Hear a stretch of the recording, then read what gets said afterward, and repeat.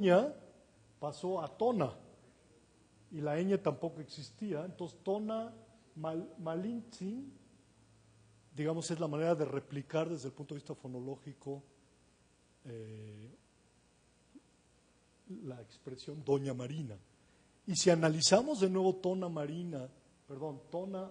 Malintzin, aplicándole un reverencial que es Tzin al final, desde el punto de vista del bilingüe del náhuatl, hay completamente un reanálisis. Entonces, el to es nuestra, to, primera del plural, nan, madre, sin reverencial, un nombre propio, Malina, Malintzin, nuestra reverenciada madre. O sea, hay todo un proceso de, digamos, de cambio y de resemantización y de reapropiación, del término marina y de inserción o reinserción cultural y lingüística en el contexto de la época. Eso no quiere decir que Malinche viniera directamente del náhuatl, ¿verdad? Pues aquí estamos demostrando que viene del español, que hubo toda esa resemantización, ese reanálisis, esa reinterpretación y apropiación cultural. Eso también es cierto, eso también es cierto. Entonces hay una perspectiva también bilingüe de un fenómeno que ha querido ser visto como un fenómeno monolingüe, en este caso por la fascinación por la literatura y pensar en un hombre que tiene todo este casi exotismo, ¿no? Casi esotérico, ¿no? Un hombre, la Malinche, la muerte, lo que representa. Bueno, la Malinche ha sido objeto de muchos estudios, muchos debates, no voy a entrar a eso. Y bueno, recuerden que la Malinche es ni más ni menos que la chingada. ¿Y qué es la primera chingada, verdad? De la historia. ¿Y qué es la chingada? ¿De dónde viene ese verbo? O chingar, o perdonen la expresión, pero ¿de dónde vendrá? Octavio Paz tiene una tesis sobre eso en El laberinto de la soledad. ¿Qué dice Octavio Paz? Algo absolutamente descabellado, pero bueno, lo dice. Dice que viene de una ortiga, de un nombre de una ortiga que solo él conoce, creo, o que quién sabe quién fueron sus informantes, pero lo más cercano a la realidad es que también chingada es un fenómeno bilingüe. ¿Ustedes saben quiénes son los cíngaros? Los llamados gitanos, los rom, ¿sí? ¿Y cómo se decía, y qué quiere decir cingar en español castizo? Ahora sí que estamos en la Casa de España, en su época, ¿verdad? ¿Qué quería decir? No sé si todavía creo que ya no se usa, eso es una obsolescencia. ¿En el español de España hay alguien de Madrid aquí o de alguien que habla español de España? Creo que no se usa, de acuerdo a lo que yo he podido observar, pero todavía. Pero en esa época, cingar era ¿qué? Tener relaciones sexuales. Cingar. Y eso viene supuestamente del romaní. ¿Sí? Y bueno, sin es pompas en náhuatl. Entonces, imaginen la mente de ahora imaginemos a un español que hizo con su precario náhuatl, su precario aprendizaje del náhuatl. Hacer confluir esas dos formas que son más o menos homófonas, ¿no? Entonces, de alguna manera podríamos decir que eso también es un ejemplo y tendríamos que analizarlo mucho más en detalle, ¿no?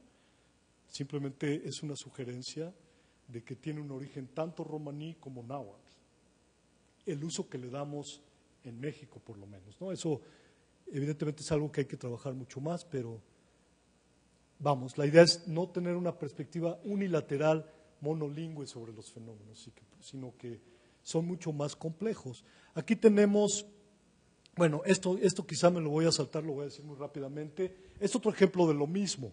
La N del plural en el náhuatl, en las variedades más hispanizadas del náhuatl, si yo digo, ellos bailan, nitotía, como ese ejemplo de abajo, nitotía sería un singular, perdón, si yo lo digo así, nitotía, él o ella baila. Por cierto que de ahí viene nuestro mitote, nuestra palabra mitote de ahí viene. Nitotían es el plural. Esto es una innovación que tiene que ver con el español, por supuesto que tiene que ver con el español, pero no solo, sería demasiado sencillo decir, eso viene del español, punto, se acabó la explicación. No, señor, el náhuatl tiene las nasales en náhuatl están vinculadas al plural. Entonces los plurales son me, por ejemplo, tlacame, tienen una nasal, me. El plural del posesivo también tienen una nasal, guan, no coné guan, no mis hijos. El imperativo también tienen una nasal, matitlacuacán. En fin, hay una serie de nasales vinculadas a la pluralidad, y bueno, lo de la naturaleza inestable no importa tanto aquí. Lo que quiero decir es que no es un fenómeno de nuevo monolingüe, es un fenómeno bilingüe. Es decir, en la mente del hablante confluyen el plural del español, que es N, y la idea de que la N o las nasales están vinculadas a la pluralidad. Normalmente, ¿por qué insisto tanto en esto? Normalmente nos dan una explicación los investigadores. Nos dicen, este es un préstamo del español, se acabó el cuento. O este es un fenómeno propio del náhuatl. Y fíjense que ahí hay una disputa por la verdad, por el poder de la verdad, ¿no? Hay la disputa entre los propios académicos, y que en realidad un planteamiento más apegado a la realidad de los hechos tiene que pensar más bilingüemente. Pero bueno, ahora hablemos un poco, preguntas hasta ahí o comentarios hasta ahí. ¿Demostré lo que quise demostrar o lo intenté nada más? No debo afirmar de las cosas demasiado contundentemente, pero intenté demostrarlo. Que muchas veces requerimos una perspectiva bilingüe para fenómenos que son considerados desde una perspectiva unilateral, monolingüe, desde una sola perspectiva. Ejerciendo violencia por supuesto, sobre lo que los propios hablantes generan en términos de sus realidades lingüísticas. Eso es algo que puede tener implicaciones éticas, incluso políticas, de distintos órdenes, diría yo. Exageré. Georgian. No puedo resistir la tentación porque no es mi campo. O sea, ¿tú crees que este cambio externo al pluralizar, o sea, por influencia del español, tiene un impacto sobre la nasalización que podría ser un cambio interno del náhuatl, pero es parejo? No depende del entorno, no depende realmente de cómo venga realmente el plural dentro de una estructura, no está influido por... A ver, quizás fui demasiado rápido, ¿no? Sí. El plural en el náhuatl es la glotal, entonces nitotia. Nitotia. En el náhuatl, digamos, conservador, monolingüe, es un cierre glotal. Okay. Ese cierre glotal está siendo sustituido en ciertas variedades hiperhispanizadas o más hispanizadas por la N, es decir, ahí sí hay una sustitución de la glotal. Okay. Ciertos hablantes están dejando la glotal de lado y están favoreciendo, digamos, a la nasal final.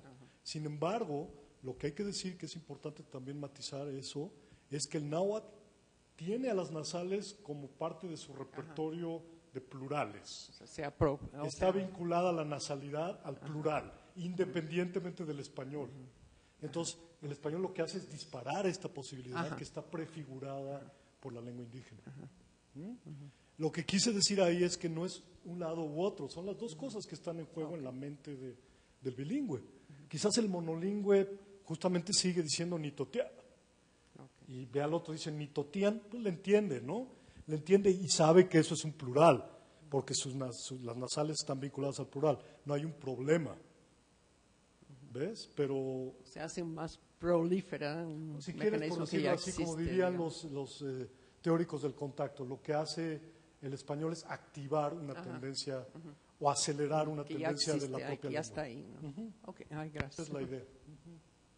Bueno, hablemos un poco de a pesar de, y quisiera matizar lo anterior también, a pesar de que efectivamente, o por lo menos eso es lo que parece por lo que hemos visto hasta ahora, el español ha tenido una influencia mucho más contundente sobre la lengua indígena, al punto de que hay variedades prácticamente extintas del náhuatl, que no podemos negar eso, que se hiperparecen al español y que siguen reduciendo sus repertorios.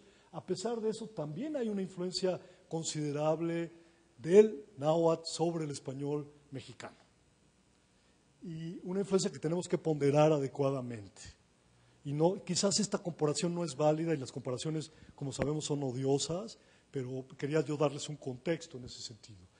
Y quizá heredamos esa perspectiva muy hispanista, ¿no? Decir, bueno, mientras menos reconozcamos de influencia de las lenguas indígenas, mejor. Que es un poco lo que ha ocurrido yo diría, en los estudios premodernos del español, ¿no? Una cosa más visceral, más ideologizada prácticamente. Hay una indudable, y ustedes lo saben, yo en el camino lo venía viendo en el metro, por todas partes vemos nahuatlismos.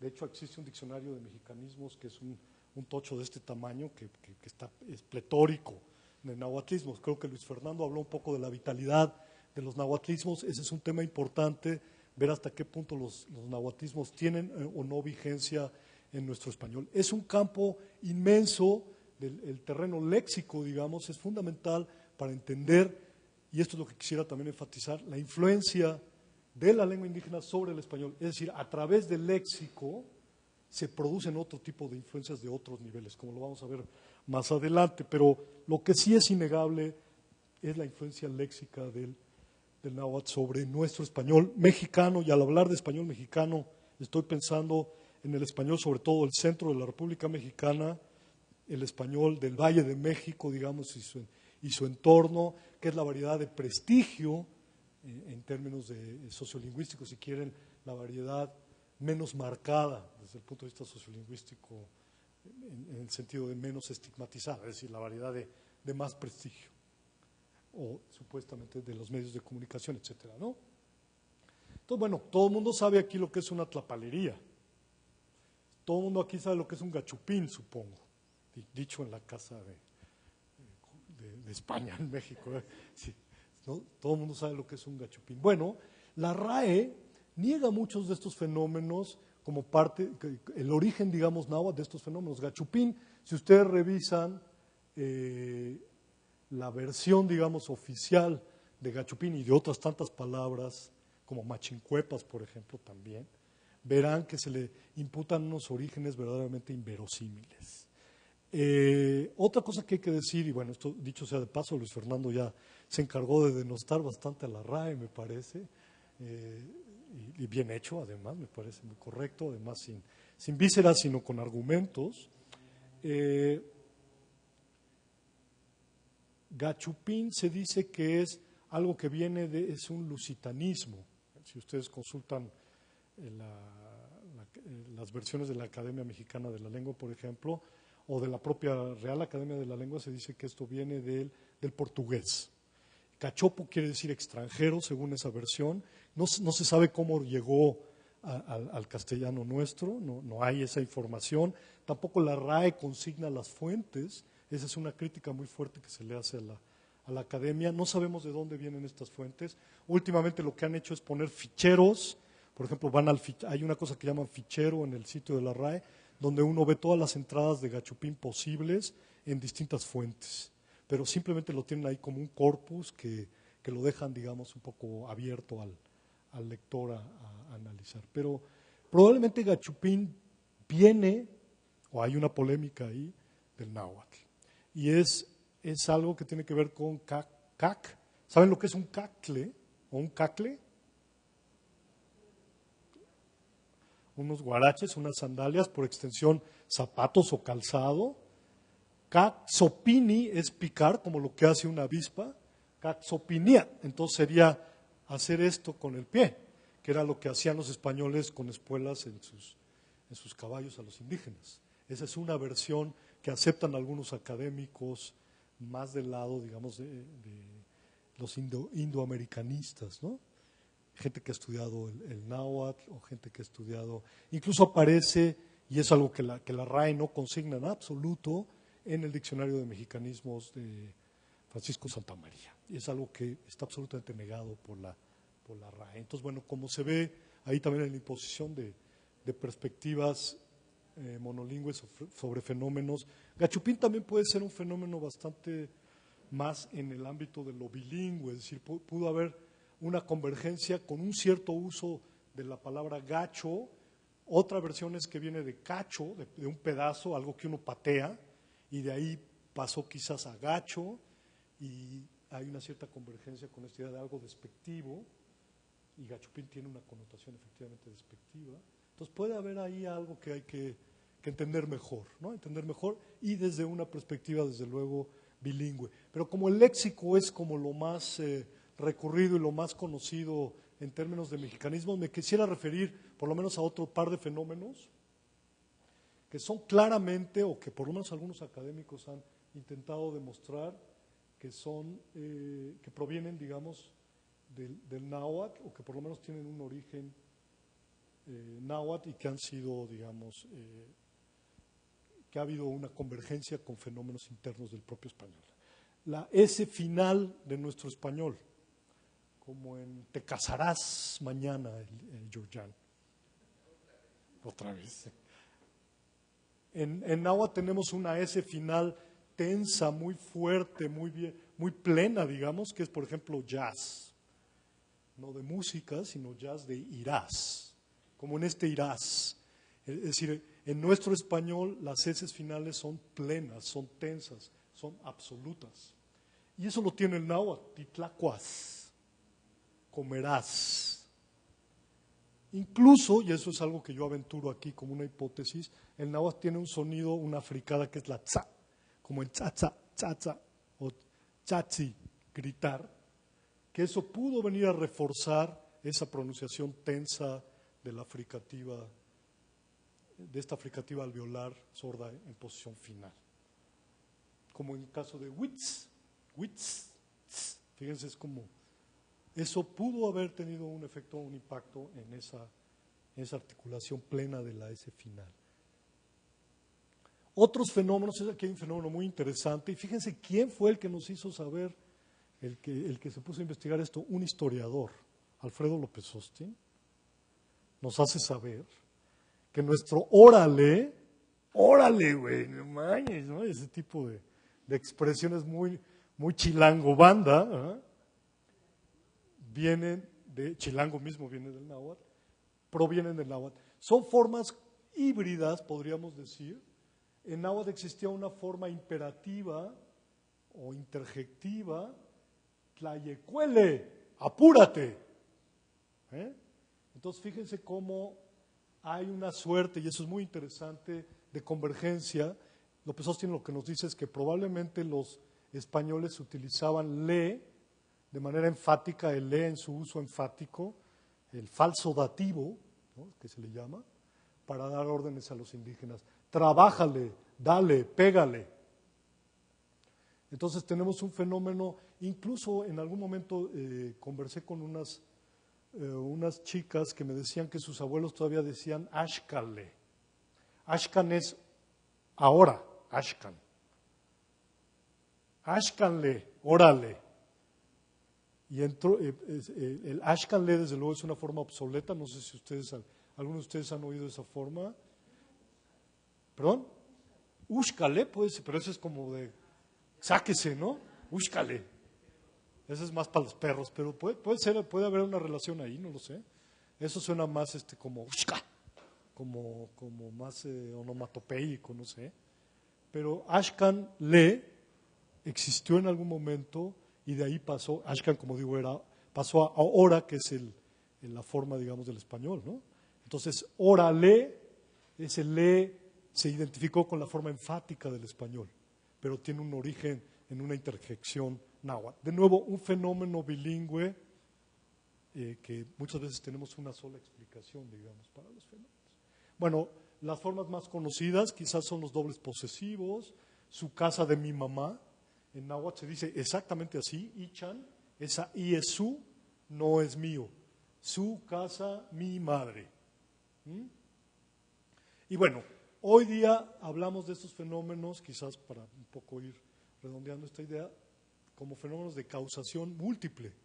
Es decir, no hay un solo factor que explique la emergencia de estos fenómenos. Es decir, hablamos de convergencias, concurrencias, múltiples factores que explican un tipo de emisión lingüística, por ejemplo, ¿no?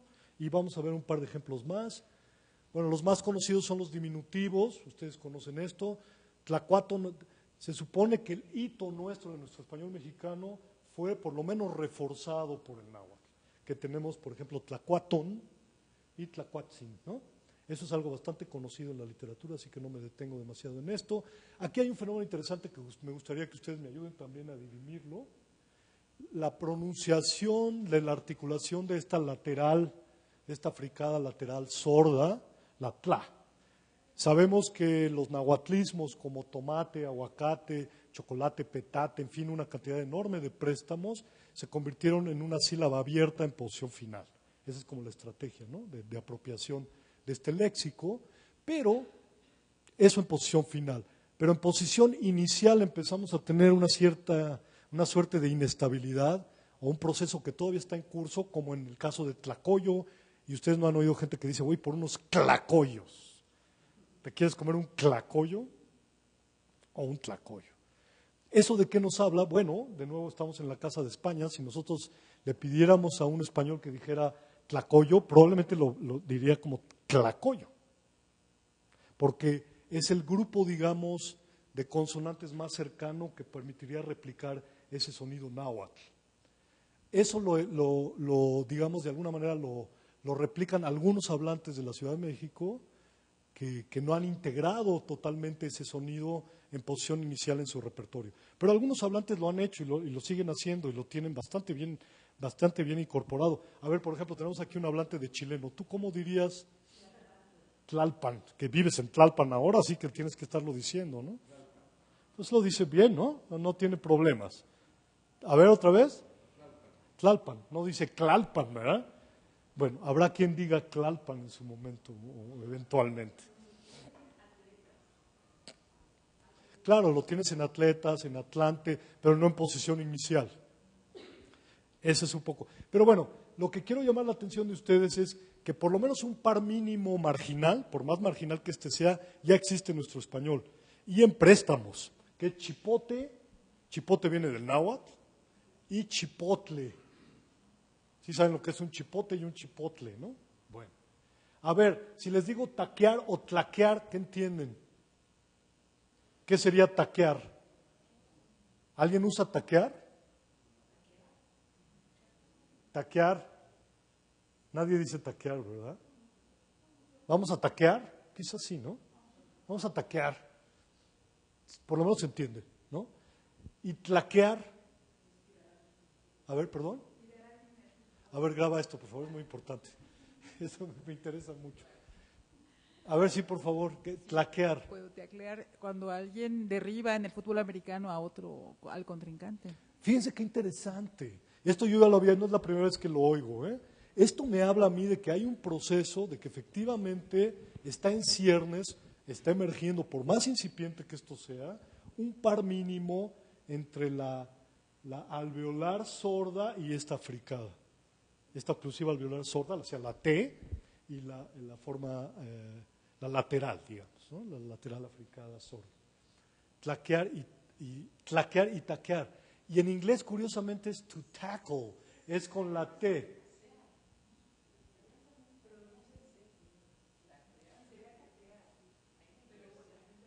Pero mucha gente empieza a decirlo como tlaquear. Eso te habla de un proceso o de una posibilidad de ir incorporando este sonido con un valor ya fonológico. Que esto empieza a adquirir, como digo, de manera muy incipiente, esa posibilidad de generar un par mínimo en el español. ¿Esto en qué redundaría? Bueno, en que se expandiera el repertorio fonológico del español mexicano, del centro de México. Es una posibilidad, por eso lo puse como pregunta. Muchas gracias por la respuesta, porque vino a reafirmar lo que yo ya había oído antes. O sea, la gente no dice taclear, sino tlaquear. Hay como una suerte de, no sé si es hipercorrección o qué es, pero hay algo que está ocurriendo ahí que hay que investigar. Yo diría que hay que investigar. Y hablando de hipercorrecciones, justamente la hipercorrección es un fenómeno, yo diría que el primer fenómeno sociolingüístico por excelencia que reconocieron los lingüistas, ¿no? ¿La hipercorrección de qué nos habla?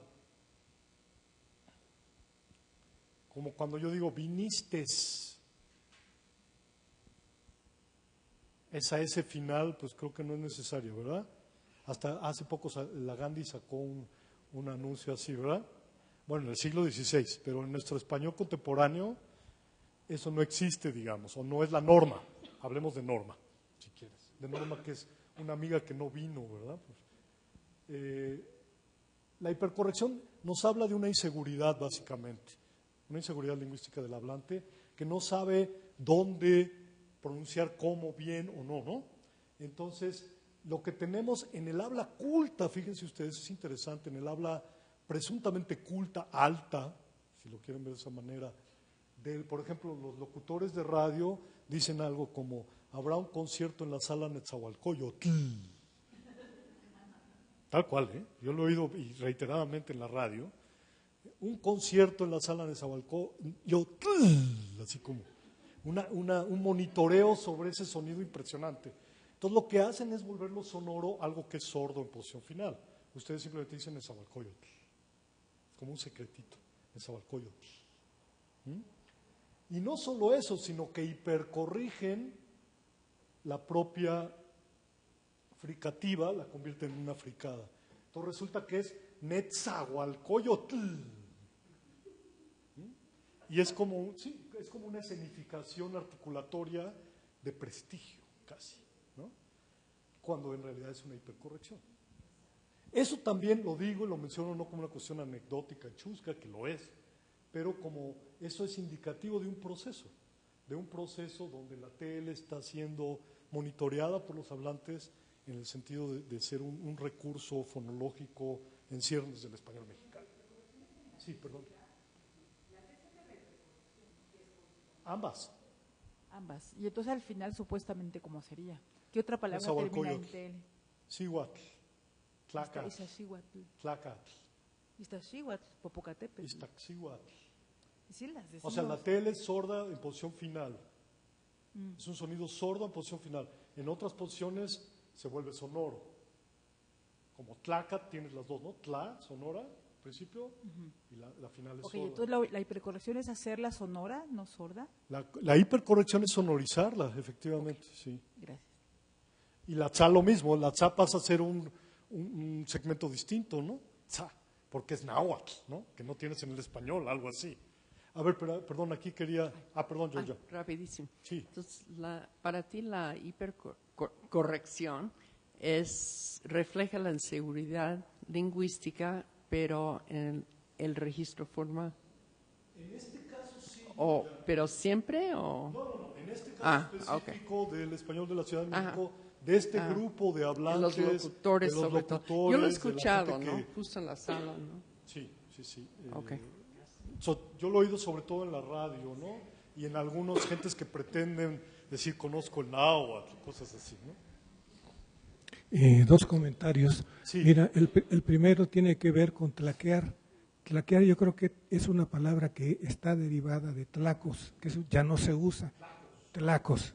Yo supe en algún momento qué quería decir, ya no sé, ya se me olvidó. Es una obsolescencia. Es una obsolescencia, sí. Pero creo que la palabra Tlacos, tlaquear tiene que ver con lo voy a esa investigar, palabra, gracias. tlacos. Sí. ¿Qué es un tlaco? Tlaco es mitad en náhuatl, pero bueno, eso no sé. El otro comentario tiene que ver con lo que está anotado en el primer balazo. ¿Aquí? Sí, tiene que ver con el hecho de que hay palabras que no sufrieron esa evolución completa y te voy a dar dos ejemplos. Uno es, hablando de comidas, esta comida o este platillo que se llama guanzontle o guanzoncle. Las dos formas son válidas, tal vez no haya evolucionado en la forma como estas otras, porque es un platillo que sigue siendo como de comida indígena. Esa es una cuestión. Otro ejemplo sería la palabra de sensontle. Sí, muy bien. Canora. Claro, muchas gracias. Lo que pasa ahí es que el náhuatl tiene estas dos posibilidades, yo creo que esa es una explicación. Tienes la TL final, todas esas son de TL final, no de tli final. Es decir, el náhuatl también puede tener un absolutivo que es tli, que tiene una i epentética que hace que la sílaba sea abierta. Entonces, esas sílabas abiertas existen en español, por lo tanto, ese segmento sí se mantiene, ¿no? Entonces, por ejemplo, y no en todos los casos, hay excepciones. Por ejemplo, en el español mexicano también decimos, vamos a mi chante, ¿no? Chante. ¿Saben lo que es mi chante? Mi casa. Bueno, eso se habla más como de chilanga banda, ¿verdad? Mi chante, carnal. Es así como más bajo. Eso también es una pregunta interesante. ¿A qué registro remite en el espectro, digamos, de habla más alta o más baja, ¿no? Más coloquial por lo menos sí es. Entonces, la sílaba abierta, la TL, se convierte en sílaba abierta como en todos sus ejemplos. En estos otros ejemplos, Huauzontle, originalmente era una sílaba abierta, entonces quizá esa es una razón por la cual se ha mantenido esa pronunciación. Aparte de que efectivamente es una comida muy indígena, ¿no? Eso sin duda es así. Pero bueno, son ideas simplemente para que vean, es decir, este sonido es de alguna manera bastante característico del español mexicano. Algo que también es bastante conocido es el de la sha, que bueno, un connotado hispanista dice, hay un par mínimo en el español mexicano, y es la sha con la sa, pero sus ejemplos son acumuladores Bosch, o sea, por Dios, ¿no? Bueno, esto en Yucatán, Boschito podría ser, pero que es un mayatismo, pero estos son sus ejemplos, Xola versus Sola, y en posición final Bosch y Vos, que además no usamos en español mexicano. Entonces, es bastante discutible esta historia, ¿no? Aunque podemos decir que la sha de alguna manera está presente en alguna medida en nuestro español. Ahora, un caso donde sí vemos un impacto más que considerable, notable en el español, en la configuración del español, de una de las variedades del español nacional, es el español yucateco, sin duda. Ahora, lo que estoy haciendo aquí, es decir, fíjense, normalmente nos hablan del español mexicano, y ahí me meten al español yucateco, y me meten una cantidad de variantes o de diversidad del español que merecen, digamos, un tratamiento por separado. Entonces, este es el caso del español yucateco. El español yucateco probablemente es la variedad del español que más impacto ha tenido de una lengua indígena, por lo menos en este país, y aquí están los ejemplos. Y ejemplos que también nos permiten afirmar esa idea de una perspectiva más moderna sobre el estudio del español. Voy por el PAM a la colonia alemán, ¿no? Entonces, conocí a un alemán. Y bueno, es un uso que el maya tiene esa M final, sin duda la tiene. El español medieval tenía esta posibilidad, se supone, por lo menos. Más, y lo que me interesa afirmar más es esta idea de un acto de identidad. Los yucatecos utilizan eso y lo manejan de manera, y lo afirman de manera absolutamente consciente. Me consta porque mis primos son yucatecos y bueno, siempre me dicen, voy por el pan, me lo dicen así como, escúchame niño, ¿no? Entonces lo interesante es esta idea de la convergencia de fenómenos, ¿no? De la causación múltiple. Es un fenómeno que está prefigurado en el español medieval, pero al mismo tiempo es un fenómeno que tiene que ver con el maya, con la lengua indígena, pero al mismo tiempo es un acto consciente de diferenciación social, sociocultural de los yucatecos con respecto a otros hablantes de otras variedades del español. Los chilangos, por supuesto, ¿no? El español chilango. Y bueno, hay muchos ejemplos como el yucateco tiene oclusivas plenas, que eso tiene que ver con la articulación del maya, entonces es algo como jabón, es como jabón, no es una B fricativizada, ¿no? Sino es plena la B, o por ejemplo la aspiración, terco, eres un terco, un yucaterco, ¿ah? La elongación de las vocales, por supuesto, es decir, el alargamiento vocálico también tiene que ver con la articulación yucateca, del maya yucateco, y la glotal misma está en yucateco, me iba. En sílaba tónica hay glotal en yucateco. Hay quienes, y esto lo metí aquí porque seguimos todavía sin diferenciar claramente lo que son las interlenguas. Ustedes saben lo que es una interlengua, el habla de los bilingües o que están adquiriendo una segunda lengua, como por ejemplo el habla de los nahuas que empiezan a hablar español, Les voy a dar unos ejemplos más adelante muy rápidos. Estos autores, por más que han avanzado y que tienen toda esta teoría del contacto, y digamos, un estudio moderno del español, mezclan esta idea de un mi libro. Yo creo que eso no es yucateco. Eso es un español muy indígena, no me parece totalmente yucateco. Pero bueno, es simplemente como para afirmar esta idea de que tenemos que empezar a distinguir nítidamente entre distintas variedades del español, ¿no?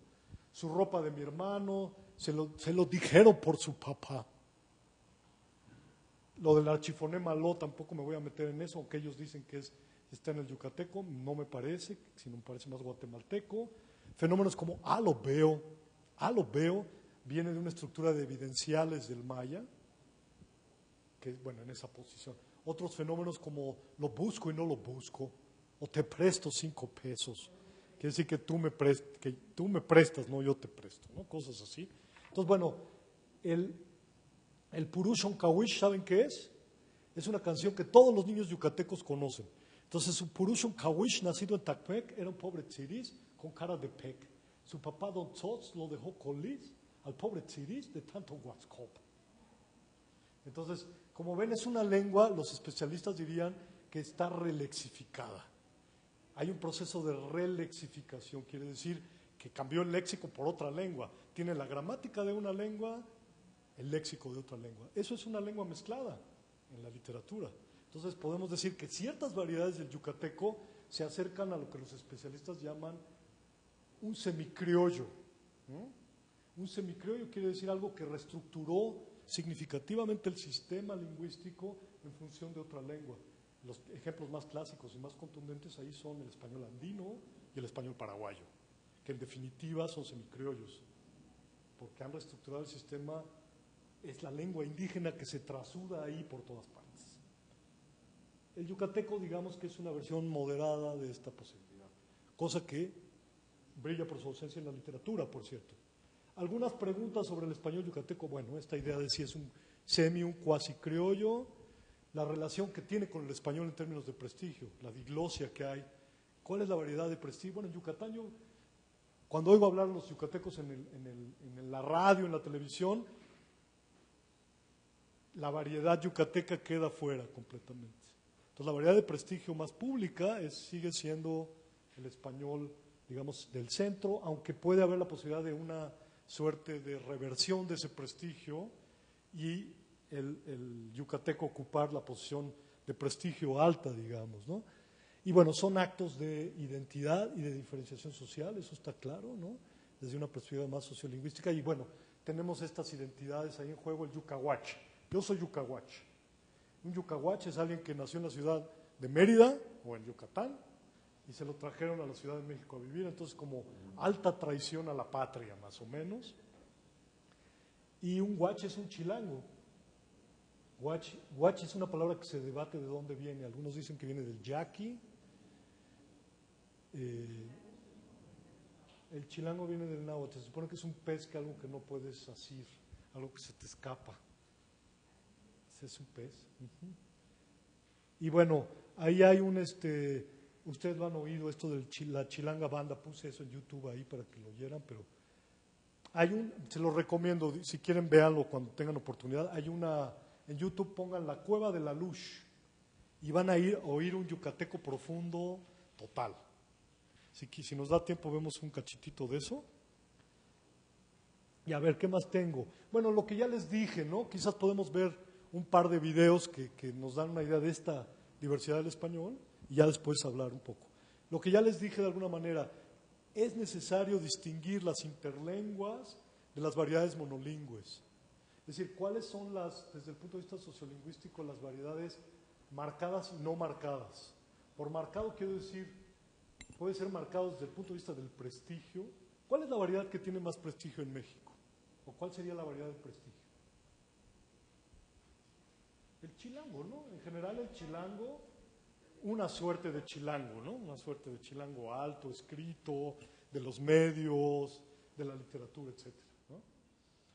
Hay que distinguir eso nítidamente de las interlenguas y de otras variedades del español, cosa que no se hace. Si ustedes ven los estudios que se han hecho sobre el español, hay mucha mezcla de fenómenos. Entonces, hay una cosa que se llama en el Perú, por lo menos la motosidad. La motosidad es como el habla de la India María, ¿no? Esta idea de hablar como un tonito así más alto, ¿no? Y cambiando las vocales, con, digamos, faltas de concordancia, con loísmo, todo eso. Eso tiene mucho que ver con esto que puse adelante, que son las interlenguas. Entonces, por ejemplo, el loísmo redundante. Lo que me gustaría, ya para no cansarlos más con toda esta historia, porque es algo que puede ser muy largo en sí mismo, es todo un tema, es las interlenguas son las variedades que hablan los bilingües de maneras, digamos, en la literatura se dice imperfecta, a mí eso no me gusta nada, variedades imperfectas, digamos variedades que todavía no son completas, que no se ha adquirido de manera nativa la segunda lengua, que eso es una ficción. ¿Quién adquiere como variedad nativa una segunda lengua? Totalmente, eso es realmente una utopía, la utopía del bilingüe ideal, ¿no? Hay gente que se acerca, pero siempre hay un fenómeno de interferencia o de algún tropiezo con la primera lengua. Esos son básicamente las interlenguas, o sea, hablar una segunda lengua con los patrones de la primera lengua. Y eso es a mí me encanta, digo, y lo malo es que eso está hipercondenado. Por ejemplo, el loísmo redundante, la RAE dice que es la forma más vulgar posible de hablar el español, el loísmo redundante, ¿no? Esto como lo conozco su hija. Bueno, hay falta de concordancia de género ahí, ¿no? Lo platicó nada más a César, para no complicarlo. No soy de acuerdo, no hay verbo ser y estar, por no estoy de acuerdo. Réplicas, bueno, todo eso es un recurso, yo lo quiero ver más como un recurso que me permite acercarme a la lengua indígena, más que como un problema, digamos, o un fallo, o un error, o una manera incluso mala de hablar. Eso es juzgarlo desde un punto de vista, digamos, de nuevo monolingüe, unilateral, sin acercarse a esto de otra manera. Nos podemos acercar a esto como un recurso educativo. Si yo me fijo en esto, puedo aprender el náhuatl o elementos del náhuatl, ¿no? Por ejemplo, sé que los numerales pluralizan 100 pesos por 100 pesos. Un numeral, si yo digo Ometlacat, no necesito ponerle en plural a Tlacat, está en singular, Ome es dos hombres. ¿Ya? Y eso lo puedo hacer extensivo a las lenguas mesoamericanas. Entonces, es un recurso que puedo usar para, digamos, aprender náhuatl. Por ejemplo, usted los vende pescados. Le dijo un comprador a un vendedor de pescados de esos para tallar madera que pintan después los indígenas del Balsas, no pescado vivo, ¿no? Usted vende pescados, que sería la forma estándar. ¿Eso de qué me habla? De que en el náhuatl esta forma, el objeto, es obligatorio. Entonces, si yo dicto un curso de náhuatl, puedo desde el español explicar, digamos, el náhuatl. En náhuatl se diría Ticlanamaca pescados. Entonces, esto es obligatorio. Y justamente lo que haría un hispanohablante es omitir esto, porque en el español se omiten estos clíticos en esta posición. Entonces, este es un habla, desde el punto de vista sociolingüístico es un español muy marcado desde el punto de vista del estigma, ¿no? Es un español que se condena, se ve como un mal uso, como inapropismos, malos usos. Entonces, bueno, estamos hablando de la interlingua náhuatl, que está llena de arcaísmos. También nos podemos asomar a la historia. Por ejemplo, algo muy, muy bonito me parece, le pueden decir a uno, culantro, es el origen de la palabra cilantro, de hecho, o de presto, apúrate de presto, me dijo una vez un abuelito. Quiere decir, bueno, córrele, ¿no? Y eso es español del siglo XVI. Aunque pues ya lo vimos, derivado de más que te, ¿no? Esta idea de cómo se despide la gente. Y bueno, tenemos una serie de fenómenos que no quiero extenderme demasiado, escuchar por entender. Si uno escucha, uno entiende en náhuatl. Hay hasta como una cosa medio filosófica ahí, ¿no? ¿Sí? La gente te dice, usted ya lo escucha mexicano. Quiere decir que ya entiendes el náhuatl. Entonces, el que escucha, entiende. Es el mismo verbo. Y bueno, tiene implicaciones también el costumbre por la costumbre, un mula por una mula, el violinisto por el violinista, Emergen nuevos sistemas también de concordancias, más intuitivos. No hay mujeres violinistas, entonces por eso es el violinisto. Está queriendo mujer, porque es que en náhuatl se dice kinectoxihuatl. Cuando un chico quiere casarse se dice está queriendo mujer. Entonces, bueno, uno puede asomarse al náhuatl desde ahí. Y bueno, por último, esta idea de las ideologías lingüísticas. Hablar un poco de este dilema entre la pérdida, la sustitución, el mantenimiento, la continuidad o no de la lengua, ¿no? Los procesos de sustitución, digamos, el dilema por la sobrevivencia, la supervivencia de la lengua y la cultura indígena. Entonces, hay ideologías muy ambivalentes, está teñido de ambivalencia el campo de las lenguas amenazadas. Entonces, pero tenemos también soluciones de compromiso muy interesantes, como el primer ejemplo, que es toindioma. A mí me encanta esto de toindioma. To es nuestro, indio pues indígena e idioma. Entonces hay una fusión entre indio e idioma. Hay una visión positiva de nuestra lengua. Toindioma, nuestra lengua náhuatl, dicho de manera afectiva, dicho de manera positiva. Sin embargo, también está la ideología cuatrera, del cuarabés, del cuatrapeado, del español quebrado, ¿no? La forma sociolingüísticamente marcada desde el punto de vista negativo, una visión negativa. Lo mismo tenemos en el maya. En el maya los propios hablantes distinguen una cosa que se llama el maya, la hach maya. La hach es como lo verdadero. Incluso en el español yucateco, si uno va a una cantina y le dice al mesero al final de una comida, dice, oye, dame la hach. ¿Y la hach, niño? Si te conocen y es una cantina que se respete, una verdadera cantina, te traen una de cortesía, la verdadera, la buena, ¿no? Entonces la hach maya es como la maya legítima, la maya pura, esta ideología purista. Y por otro lado se opone a la shek es ensalada, shek maya, la maya mezclada. No voy a contestar eso. Y bueno, hay algunos estudios que han estudiado estos fenómenos.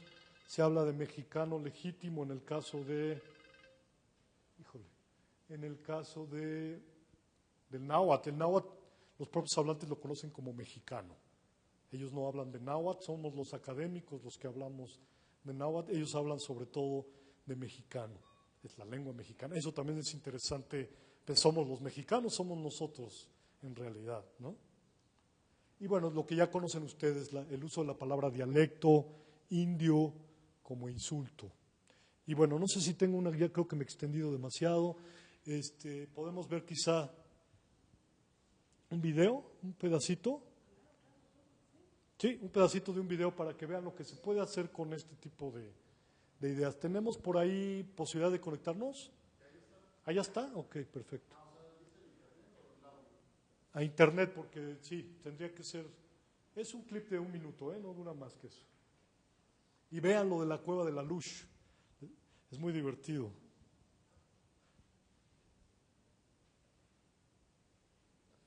Porque sí, ya me pasé mucho. Muy largo, ¿no? A ver, ¿qué dicen? A ver, ¿Qué opinan? No.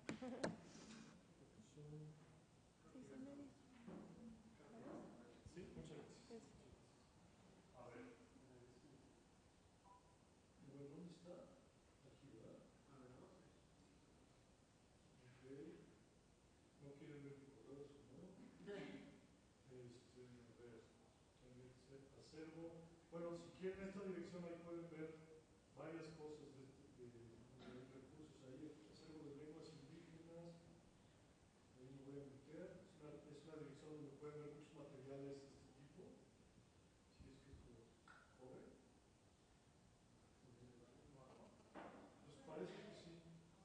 Lo está intentando.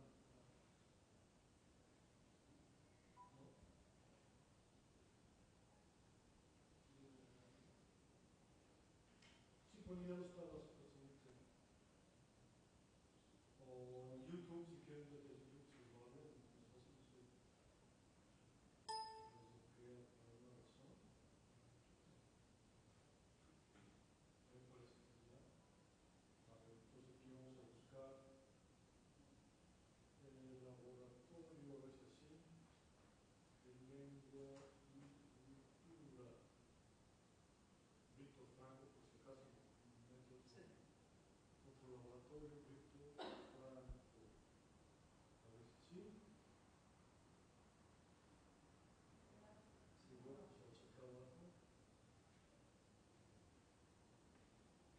Aquí hay varios materiales, nos trajo a otro lado, pero no obedecerá.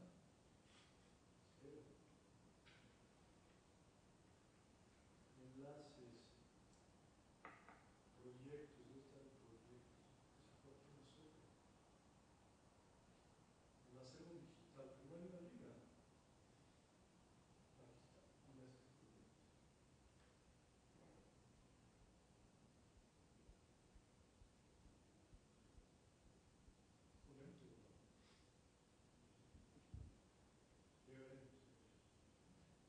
¿Cuál es el que vas a poner ahí?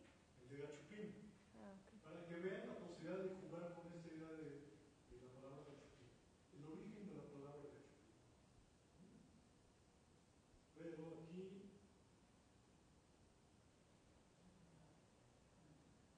está en mexicano, se fue a otra cosa. Es que no estamos en el laboratorio, siempre, perdón, nos fuimos a otra parte. Bueno, aquí pueden ver varios de los materiales que hemos producido, si todavía estamos ahí. Son materiales educativos para niños, hay documentales, hay muchas cosas. En lenguas indígenas, ¿no?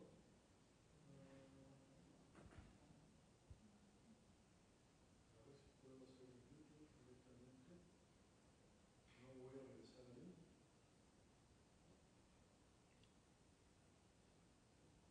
Me va a salir peor. ¿Qué está pasando? A ver si hace.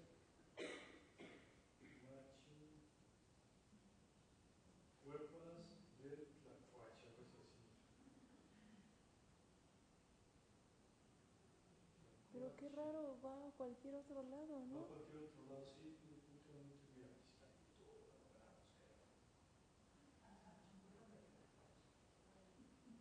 ¿saben lo que es una machincuerpa? Sí. Y un tlacuache también, obviamente, ¿no? Ah, miren, se fue perfectamente a la que quería del Gachupín. Entonces tenemos sonido, perdón.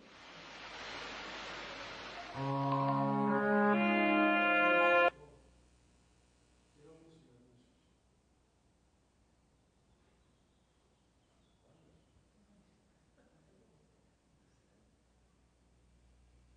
Sí,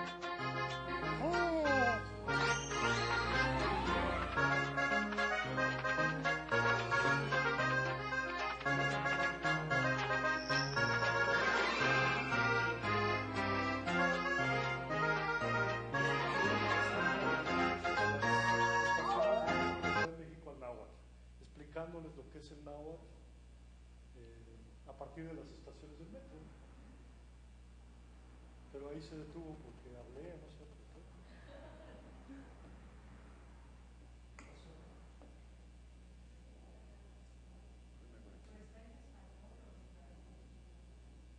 Está en español y explora el náhuatl desde el español mexicano, un poco lo que hicimos hace rato, ¿no? Por eso digo, es un material más educativo que hacerla desde el español mexicano a los náhuatl, digo a los... Con el micrófono, chicos. Perdón, sí. Entonces intentamos, sí, se supone, esa es la teoría, por lo menos, se supone. Ay, sí, gracias. Sí, No, ¿no?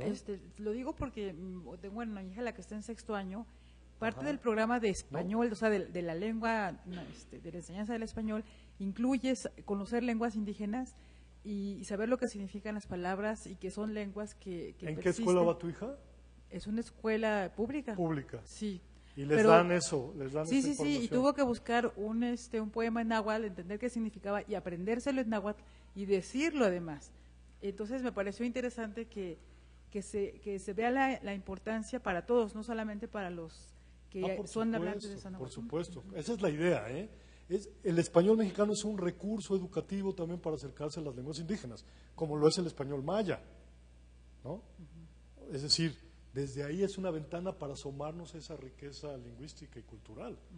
Eso es algo que, incluso como sugerí, la propia interlengua, es decir, el español de los nahuas, de los mayas, puede ser un recurso muy interesante para aprender la lengua indígena o para acercarse por lo menos un poco Sí, a ella.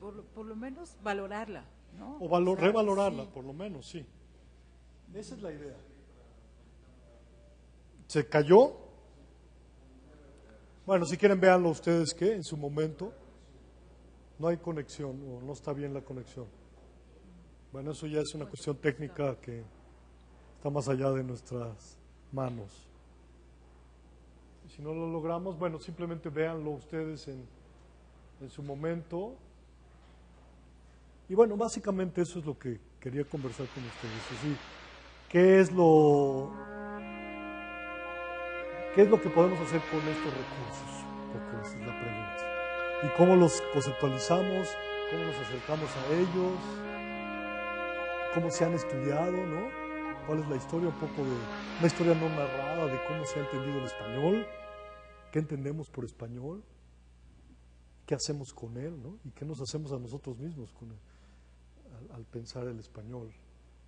U otras lenguas. Digo, esto es el ejemplo del español nada más. Bueno, parece que ahora sí. De hecho, sí lo financió la Coordinación General de Educación Intercultural Bilingüe, ¿verdad? O parte, por lo menos.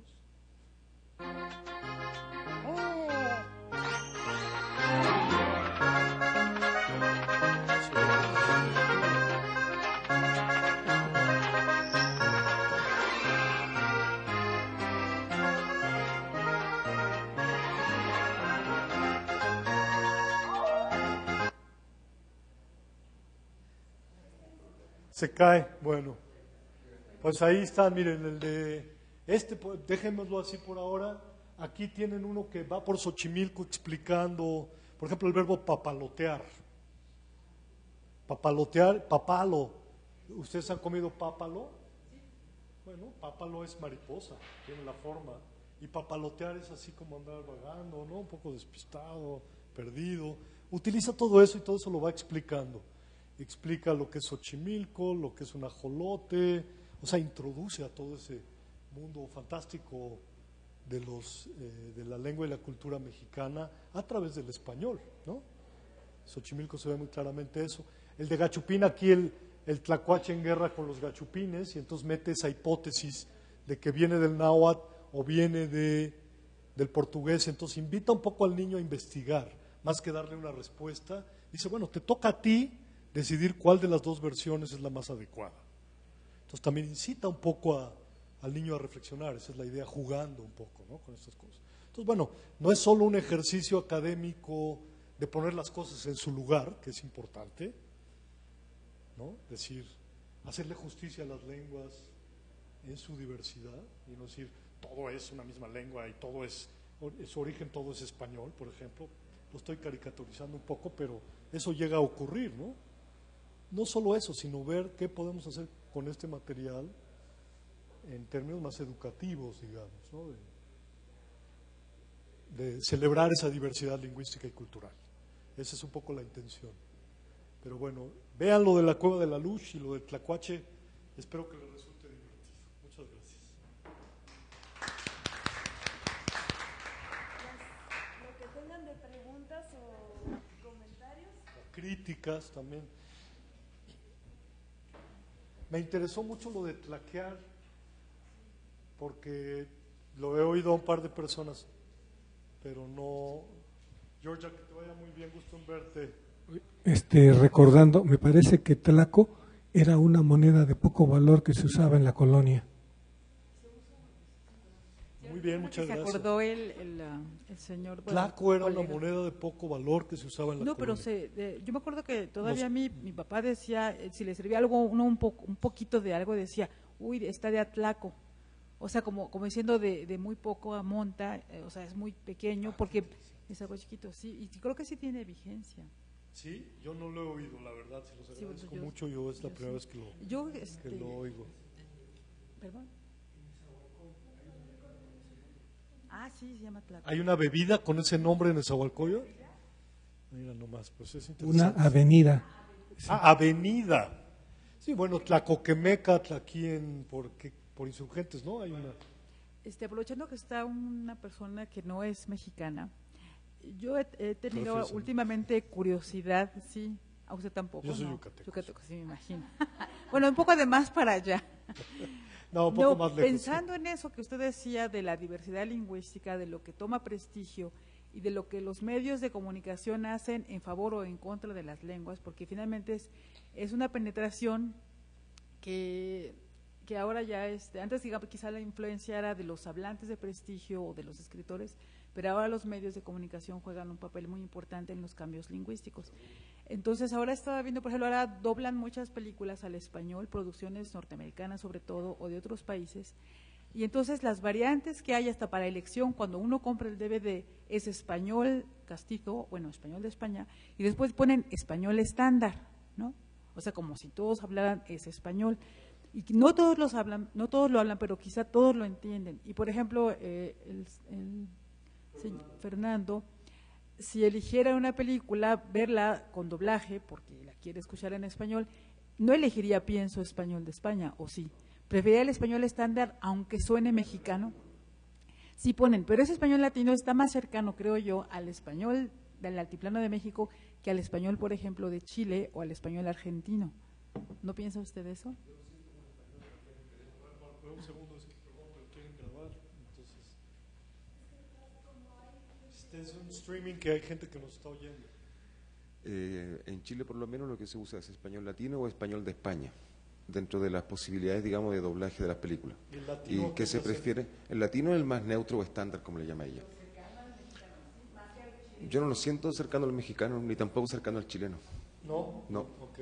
Esa es una buena pregunta porque se habla justamente, tuvieron una plática de esto, ¿verdad? Del español neutro. Yo no creo que exista un español neutro, para empezar. O sea, es un poco difícil, ¿no? Por decirlo menos, hablar de una neutralidad en ese sentido. O sea, siempre hay una cierta inclinación. Aunque pueden neutralizarse hasta cierto punto las diferencias, tratando de encontrar el punto más difícil de encontrar, que es el punto medio, intermedio, entre tantos, digamos, españoles, es muy difícil pensar en ello. Entonces, una suerte de ficción cinematográfica, es otra ficción, ¿no? Es una ficción en español neutro, me parece. O neutralizado. Ahora, lo que sí podemos decir, un poco relacionándolo con lo que hoy día comentamos, es que el español mexicano, efectivamente, desde el punto de vista articulatorio y comunicativo, es un español, digamos, no sé cómo calificarlo, bastante más diáfano o inteligible, quizás usaría esa palabra, o comprensible, o muy articulado, bastante articulado, que hace que la comunicación sea más eficaz, o posiblemente más eficaz, ¿no? Sí, a eso iba cuando le comentaba, por lo menos. sí, perdón, Sí, por favor. a Fernando, de que creo que en general, porque los doblajes, a lo mejor él no sabe, pero la mayoría de los doblajes de español latino lo hacen mexicanos. Y entonces, aunque quizá neutralicen el acento o busquen que el léxico sea bastante más comprensible para toda Hispanoamérica, o más bien Latinoamérica, creo que ellos han tenido que, bueno, no que hayan sido entrenados, pero ya están más acostumbrados a entender ese español, quizá por lo que usted dijo hace un momento, o porque, bueno, no hay otra opción, y entonces forma parte de su conocimiento, de su capacidad de comprensión de ese español, aunque no lo utilicen. Entonces, si vemos una película, por ejemplo, bueno, o chilena, o esta caricatura que sale en el Canal 11, que es claramente hablan como hablan los chilenos, ¿no? Sí, y tiene uno que poner mucha atención, y claro que se entiende, pero es claramente un español chileno que no estamos tan acostumbrados. Pero los doblajes que se hacen, la mayoría son hechos en México y por mexicanos, y creo que la penetración del español mexicano en ese sentido puede generar cambios lingüísticos, o está generando en otros países fuera del nuestro, ¿no? Seguro. Y bueno, a mí me parece que, por ejemplo, el español chileno es un español bastante articulado también, bastante, en comparación con, no sé, el cubano, por ejemplo, cuando hablan rapidísimo y se comen media lengua ahí, ¿verdad? Es un español, digamos, más difícil de digerir, de acercarse a él, en ciertos contextos, desde luego, ¿no? Me acuerdo, no sé qué película, creo que era el Rey León, que hay una escena buenísima, que hay como 5 buitres, cuando está pasando el leoncito, no me acuerdo bien cómo era la escena, pero cada buitre habla en una variedad del español latinoamericano. ¿Ah, es el libro de la selva o el Rey León? Entonces, bueno, yo no veo por qué necesariamente tenemos que buscar un solo español de nuevo, o sea, sino también en los medios podríamos celebrar esa diversidad de las variedades de nuestro español y aprender mucho de las propias culturas a las que remite, ¿no? O sea, es un poco esa la idea, finalmente. No sé, alguien virtual por ahí que quiera decir algo, no se puede. ¿Algún español virtual por ahí? No está en español. Miami, ¿no? Como muchas veces cuando hablan de ese español, cuando mencionan el español latino, se refiere como español Miami. Yo misma estoy transgrediendo la regla del micrófono. Claro. Sí, como el español Miami, como un español generado comercialmente desde Estados Unidos y que termina siendo otro polo también de la lengua, ¿no? Como un polo de prestigio comercial y tal también, ¿no? O sea, así como México es un polo también de prestigio de la lengua, ¿no? Y esta idea de prestigiar las variedades del español también es importante. Si ustedes piensan, por ejemplo, no sé si conocen la obra de José María Arguedas, que es un escritor, o fue un escritor peruano. Tiene una obra que se llama El zorro de arriba y el zorro de abajo, que es como una suerte de personificación, digamos, de la sociedad peruana de su época, e introduce el español andino ahí, el español de los indígenas, como una manera de caracterizar ciertos sectores de la sociedad y de las relaciones sociales de clase social que había en su momento en esa sociedad. Entonces, un recurso también literario, ¿no? En la literatura que se ha explotado en obras como las de Arguedas, o pienso un poco en lo de Paco Ignacio Taibo y su comandante Marcos, ¿no? Donde también se caracterizan a los personajes en función de sus diferencias lingüísticas. Él habla tzotzil, el subcomandante, ¿no? Marcos, o sea, hay como estas variedades, como de nuevo esta idea de como recursos, no como obstáculos, problemas, estigmas.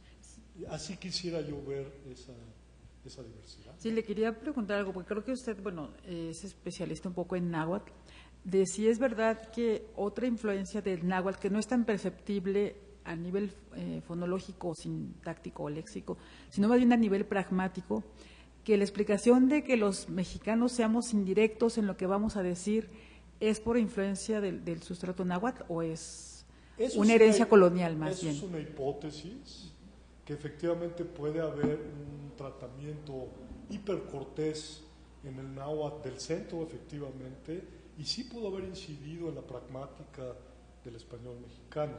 Pero ese es un camino que hay que recorrer todavía en términos de investigación, ¿eh? O sea, eso es una hipótesis que puede ser válida, pero que hay que sustentar con documentación y con investigación sólida, ¿no? Yo diría, porque es muy fácil también decir, pues sí, ¿no? Incluso el timbre, la curva melódica de nuestro español puede tener que ver con el náhuatl, sin duda, pero hay muy pocas investigaciones. Como digo, lo que hemos acarreado en la historia de las investigaciones del español, desgraciadamente, ha sido esta polarización y esta confrontación de dos posiciones que remiten más bien a posiciones más ideológicas o más emocionales, o a adscripciones, a pertenencias de los propios investigadores que no quieren, digamos, conceder otra posibilidad, ¿no? Entonces necesitamos, creo, empezar a desarrollar verdaderamente ya el estudio moderno del español con todas sus letras. Se ha iniciado, desde luego, los trabajos de Luis Fernando son un ejemplo egregio en ese sentido, ¿no? La gente del Colegio de México, desde luego, sobre todo yo diría Luis Fernando Lara, es que tiene claro que ya esto no se sostiene, ¿no? Aunque es difícil dejar de ser lo que uno es, digamos, de esa manera, ¿no? Por decirlo así, es decir, y eso se aplica también a otras situaciones. O sea, yo conozco, por ejemplo, antropólogos que estudian el náhuatl, que niegan absolutamente la posibilidad de que el español tenga una influencia sobre la lengua indígena. incluso que condenan ciertas maneras de hablar de ciertos hablantes que han hispanizado mucho su náhuatl. Por ejemplo, esa N que yo les presentaba del plural, eso no es náhuatl, o eso no hablan bien el náhuatl, ¿no? Entonces hay un purismo también en la propia academia que ha inhibido el desarrollo de los estudios de contacto. De eso estamos hablando. Los estudios de contacto en México realmente son muy incipientes. Yo conozco un par de trabajos del español indígena, un par de trabajos, entre los cuales uno es mío. Entonces, ¿no? O sea, realmente hay muy poco,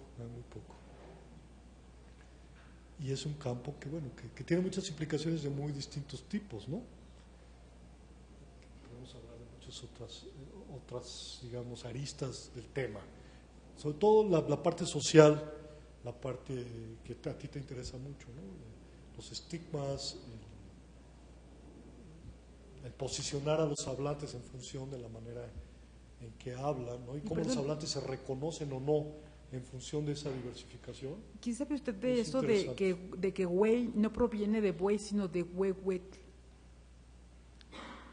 De huehue. Ajá. O de güey. Sí. Güey es grande en náhuatl. Sí, no del buey hispano, sino del... Convergen esas cosas. Eso Yo es lo que insisto en eso. Aguas, porque decir, esto viene del náhuatl ya y se acabó la historia. No, también está el español.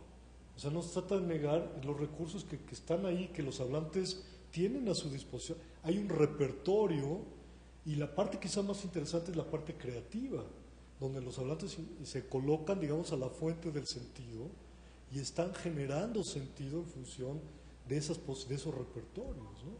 Y eso es lo que estamos haciendo todo el tiempo, de hecho, a la hora de interactuar en una lengua, ¿no? Negociando significados, construyendo significados conjuntamente. Esos también son recursos semióticos, si tú quieres, en ese sentido.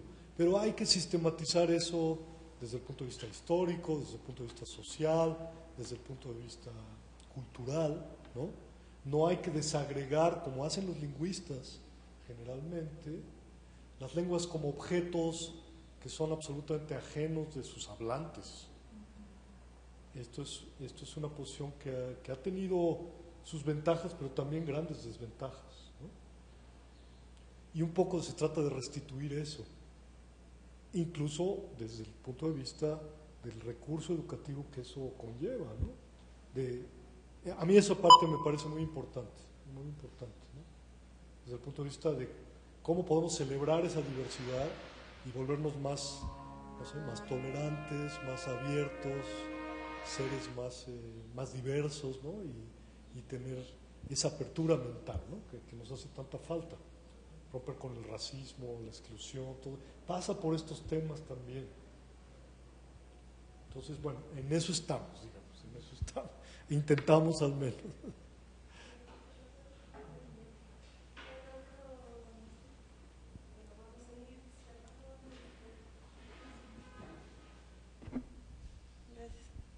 Bueno, vamos a cerrar aquí la sesión.